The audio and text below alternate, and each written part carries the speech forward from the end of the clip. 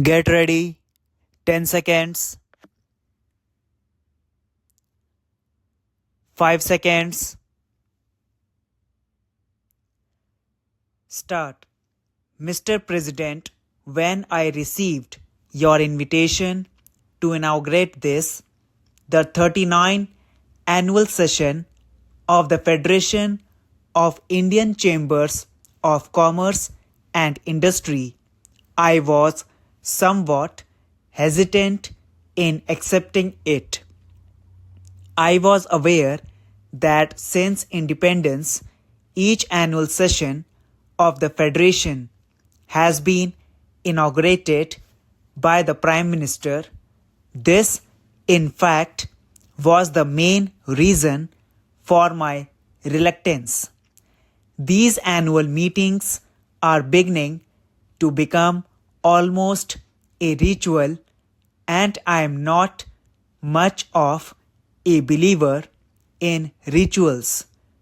I am also not happy about the tendency to turn to the Prime Minister to inaugurate every function of importance and to consider that a function which is not inaugurated by the Prime Minister is only of second-rate importance. I feel strongly that other cabinet ministers, as also people in public life outside officialdom, should perform such functions far more frequently than they are at present doing. Your experience will always be useful. Within the ranks of industry, the younger group feels that it is not fully playing its part. I have often spoken of my intention to keep in touch with the younger generation. I am calling together some younger industrialists, technicians, and managers from both the private and public sectors to discuss concrete and specific problems within the broad framework of our basic objectives. It will be a sharing of thought and perhaps evolving of new ideas. Dynamic changes are needed now in attitudes and functions. In your address, Mr. President, you have pointed out that India is still a depressingly poor country and expressed concern that we have not succeeded well enough in our effort to fight poverty and develop our economy.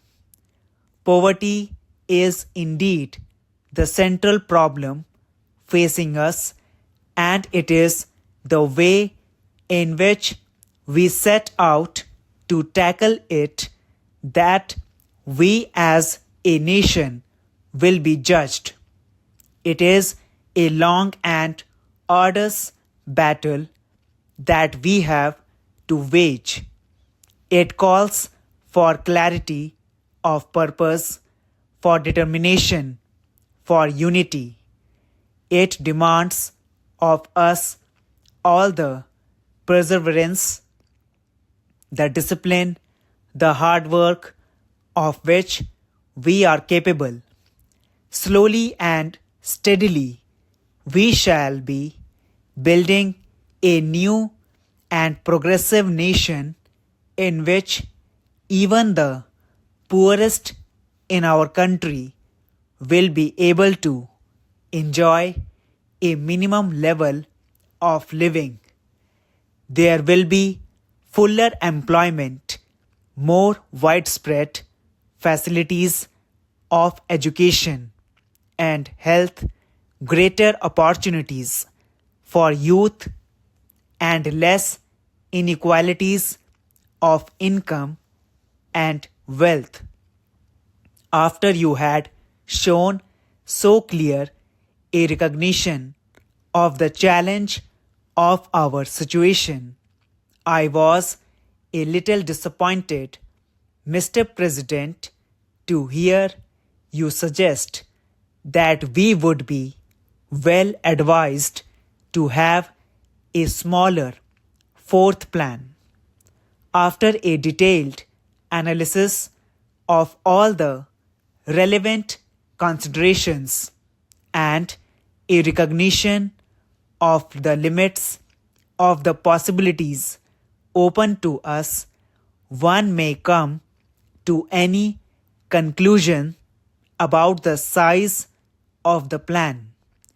But to suggest and propagate that a smaller plan is desirable for its own sake and that it may even help in our fight against poverty is not convincing. There is no question in my mind that we have to mobilize our resources to the limit of our capacity and use these human and material resources in a coordinated and efficient manner. If we shirk the responsibility and seek to cover it up by phrases, we shall be merely paying lip service to the cause of the common man. It is not with caution and circumspection that we can win the war against poverty, but by our capacity to take risks and to accept burdens and responsibilities. This does not mean that we should not take the greatest possible care in the husbanding of our resources. I am anxious to seek advice on the methods by which we could achieve a higher rate of growth in our economy and ensure better performance in every sector of our activity with lower investment or input of resources in general. I do not deny that our performance in the recent past has fallen short of our expectations. We could have done better in many directions. However, let us not belittle our achievements. There is much in our record of the last 3 plans of which we can legitimately be proud. Let us not forget that the current level of industrial production is nearly twice of what was in 1955, and we produce a large range of commodities which we did not produce before.